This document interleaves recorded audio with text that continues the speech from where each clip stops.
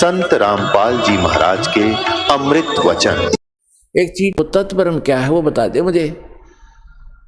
अब 8वें अध्याय के 3रे श्लोक में गीता ज्ञानदाता ये काल कहता है ब्रह्म कि वो परम अक्षर ब्रह्म है, यानी गीता ज्ञानदाता से कोई अन्य है वो प्रभु, वो स्वामी, वो मालिक।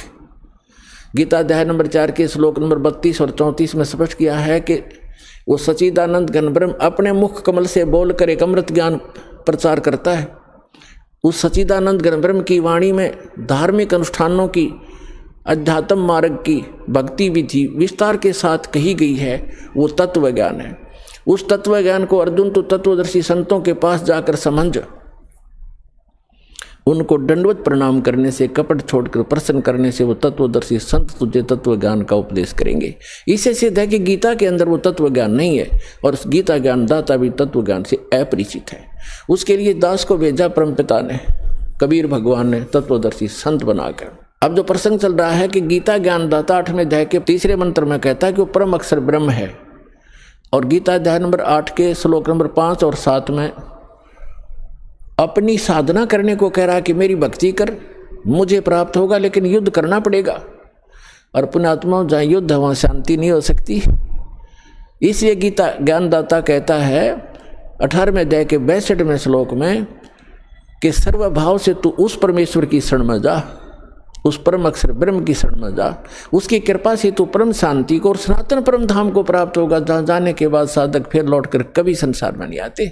अब गीता ज्ञानदाता गीता अध्याय नंबर 8 के श्लोक नंबर 8, 9, 10 में कहता है कि उस सच्चिदानंद घन ब्रह्म की भक्ति करने वाला प्राणी साधक भक्ति की शक्ति से, योग के बल से, योग माने साधना के बल से, भक्ति की ताकत से, उस मंत्रों की भक्ति की कमाई की ताकत से उस परमात्मा को सच्चिदानंद घन ब्रह्म यानी परम अक्षर ब्रह्म को ही प्राप्त होता है।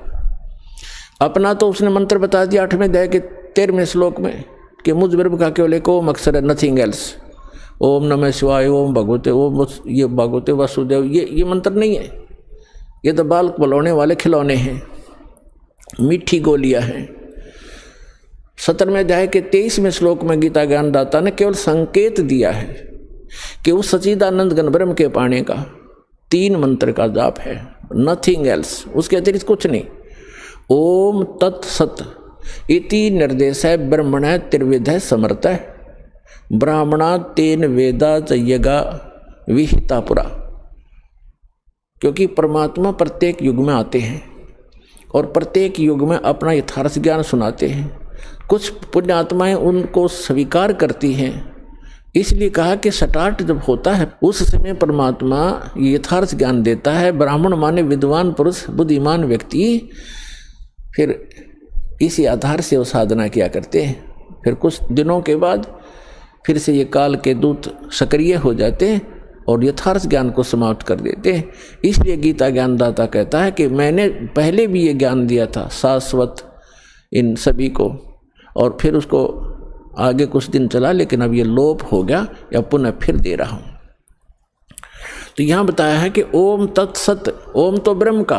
गीता अध्याय नंबर 15 के श्लोक नंबर 16 और 17 में 3 पुरुष हैं, एक सरपुरुष, एक अक्षर पुरुष। सरपुरुष ये काल है, ये ब्रह्म है जिसके लोक में हम फंसे हुए हैं। ये काल कसाई कहा गया है। इसको वेदों के जो ज्ञाता कहलाते थे इसको ब्रह्म कहते थे, और ब्रह्म को ये सुप्रीम पावर कहते थे। इनको कख भी पता नहीं था। ये केवल 21 ब्रह्मांड का स्वामी है, प्रभु है, ब्रह्म है। ब्रह्म माने भगवान है, स्वामी है। और फिर परब्रह्म इससे नेक्स्ट, जैसे दादा परदादा, एक दादा उससे नेक्स्ट दादा, तो ये ब्रह्म फिर परब्रह्म। परब्रह्म को अक्षर पुरुष भी कहते हैं, इसको सर पुरुष कहते हैं ब्रह्म को। अक्षर पुरुष 7 शंख ब्रह्मांड का स्वामी है, नील पद्म शंख, 7 शंख ब्रह्मांड का स्वामी है। इसको अक्षर पुरुष का, इसकी आयु बहुत लंबी है इसलिए इसको अक्षर पुरुष कहते हैं। अब जो 3रे नंबर का है, गीता अध्याय नंबर 15 के श्लोक 16 में 2 पुरुष हैं, सरपुरुष और अक्षर पुरुष। और बताया है कि जितने भी इनके अंतर्गत प्राणी हैं शरीरधारी, इन सब का, और साथ में दोनों सरपुरुष और अक्षर पुरुष का, शरीर तो नाशवान है, जीवात्मा किसी की नहीं मरती। आगे फिर 15वें जाके 17वें श्लोक में तुरंत बताया है कि उत्तम पुरुष है तू अन्य परमात्मा इति उदाहरते। उत्तम पुरुष, पुरुषोत्तम, पुरुषोत्तम तो कोई और ही है इन दोनों से, सरपुरुष और अक्षर पुरुष से। वो 8वें अध्याय के 3रे श्लोक में गीता ज्ञानदाता ने बता दिया वो परम अक्षर ब्रह्म है। अब देखो ब्रह्म एक सरब्रह्म, सरपुरुष कहो चाहे सरब्रह्म कहो, ये तो सात संग ब्रह्मांड का प्रभु है, स्वामी है, सरब्रह्म, जिसको काल कहते हैं, जिसने गीता का ज्ञान श्री कृष्ण में प्रवेश करके दिया, इसको सरब्रह्म कहते हैं। ये 21 ब्रह्मांड का ब्रह्म है, स्वामी है। और जो अक्षर ब्रह्म है, अक्षर पुरुष कहो चाहे अक्षर ब्रह्म कहो, वो सात संग ब्रह्मांड का स्वामी है। और परम अक्षर पुरुष कहो परम अक्षर ब्रह्म कहो, वो असंख्य ब्रह्मांड का ओवरऑल कंट्रोलर है। और वही इस संसार रूपी वृक्ष का मूल है, जड़ है, जिससे सबका धारण पोषण होता है, जो सबका पालक है। गीता अध्याय नंबर 15 के श्लोक नंबर 17 में कहा कि उत्तम पुरुष है तू अन्य परमात्मा इति उदाहरत है। यह लोक तरम आविश्य विभर्ति अवैश्वर है। ओम तत्सत, इसमें बताया है कि उत्तम पुरुष है तू अन्य, इन सरपुरुष और अक्षर पुरुष से वो श्रेष्ठ भगवान, उत्तम माने श्रेष्ठ, पुरुषोत्तम कहो उत्तम पुरुष कहो एक ही बात है। वो पुरुषोत्तम तो कोई और है, वो परम अक्षर ब्रह्म है। 8वें अध्याय के 3रे श्लोक में गीता ज्ञानदाता ने स्पष्ट ही कर दिया। और जिसको परमात्मा कहा जाता है, ओए होए अपने आत्मा, अभी तक तो आप जी को अध्यात्म मार्ग का ABC भी ज्ञान नहीं था, क्योंकि हमारे ये गुरु ही ऐसे नकली थे, इनको स्वयं ज्ञान नहीं था। अब परमात्मा का अर्थ क्या होता है? अब आज का जो सत्संग है, इस परमात्मा कौन है?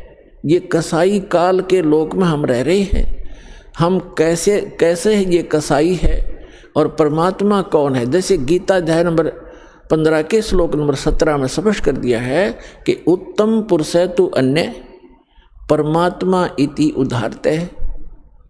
जिसको परमात्मा कहा जाता है, ओए होए परमात्मा, परम माने श्रेष्ठ, आत्मा माने सोल, यानी अच्छी आत्मा, दीन दयाल जिसको कहा जा सकता है, परमात्मा श्रेष्ठ आत्मा। और जो मारे, पूरे किसी परिवार को मारता है, काटता है और बुरा हाल कर रखा है, क्या वो परमात्मा हो सकता है? न, कभी नहीं। भले ही हम उसको अनजानपने में परमात्मा मान बैठे हैं, पर वो परमात्मा नहीं है। परमात्मा की परिभाषा से जब आप परिचित होगे, परमात्मा वो है जो केवल सुख दे, दुख नहीं दे। तो वो सतलोक, वो परमात्मा जो हमें वो स्थान बता रखा है कि मेरा वहाँ लोक है, मैंने वहाँ ऐसी व्यवस्था कर रखी है, तो सारे असंख्य ब्रह्मांडों के प्राणी आप सतलोक में रह सकते हो। और सबके सब एक जैसी व्यवस्था है, सुंदर महल बने हुए हैं, तेज पुंज के सुंदर, आगे बाग बगीचे हैं, सबके आगे पार्क बने हुए हैं, उसमें बहुत सुंदर फल मेवा सदा लगी रहती है। और जब चाहे किसी प्रकार का आहार मन इच्छा आप करोगे, आपकी रसोई में तैयार मिलेगा, बना बनाया पका पकाया सेकंड में, और फल फ्रूट हैं। तो वहाँ जाने के लिए परमात्मा कहते कि वो है परमात्मा, उसको परमात्मा कहते हैं। वह मृत्यु नहीं, बुढ़ापा नहीं, रोग नहीं, शरीर ऐसा है, राग द्वेष होता ही नहीं। और वहाँ ऐसी व्यवस्था है तो चाहे तो भी राग द्वेष नहीं हो सकता, क्योंकि सबको एक जैसी सुविधाएं हैं। अब जैसे पुण्यात्मा आप यहाँ रह रहे हो, 2 दिन रुको, 10 दिन रुको, आपको बना बनाया भोजन एक भंडारे मिलेगा, एक जैसा सबको, किसी में कोई अंतर नहीं, एक जैसी सीटिंग होगी, एक जैसा आपका बिस्तर होगा, एक जैसे सबको नहाने धोने की व्यवस्था सबको बराबर है। तो यहाँ राग द्वेष हो ही नहीं सकता। कोई उसे मूर्ख बुद्धि भ्रष्ट होता है, जिसका स्वभाव में प्रवेश होता है, वो आकर बकवाद वैसे कर लो।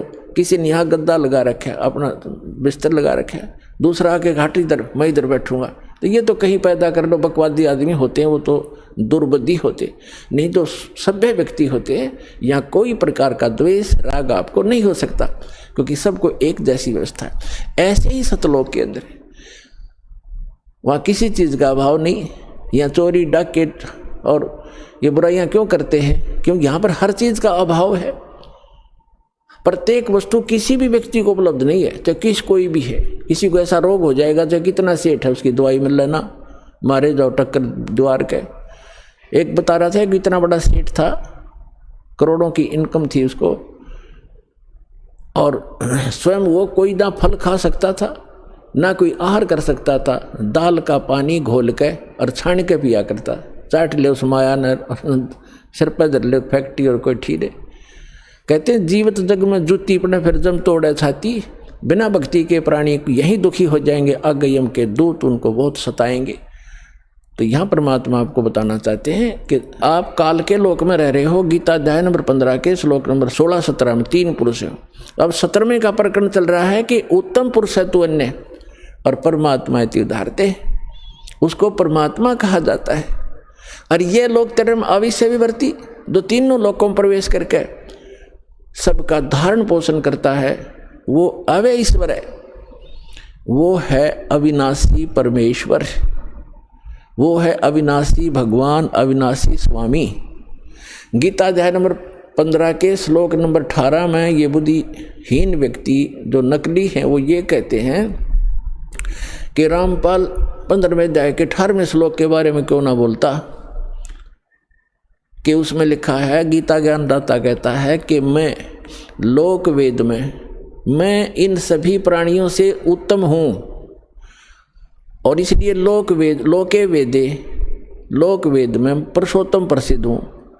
तो इसका अर्थ ये है कि गीता ज्ञानदाता 21 ब्रह्मांड का स्वामी है और इसके अंतर्गत जितने प्राणी हैं इंक्लूडिंग ब्रह्मा विष्णु महेश से भी ये उत्तम है, श्रेष्ठ है, इनसे उत्तम है। इसलिए दंत कथा के आधार पर, लोक वेद के आधार पर मैं पुरुषोत्तम प्रसिद्ध हूँ, क्योंकि मैं इनसे उत्तम हूँ, श्रेष्ठ हूँ, तगड़ा हूँ, इसलिए मैं पुरुषोत्तम प्रसिद्ध हो रहा हूँ। लेकिन उत्तम पुरुष है तू अन्य 15वें अध्याय के 17वें श्लोक में उसने क्लियर कर दिया। तो पुण्यात्माओं, ये अज्ञानता का ही परिणाम होता है, जिसमें थोड़ा बहुत कचरा रह जाता है वैसे फसड़ करा कर वो फिर कार्बोरेटर। तो इनमें थोड़ा ये दास चाहता है कि सारा सफाई कर दूं।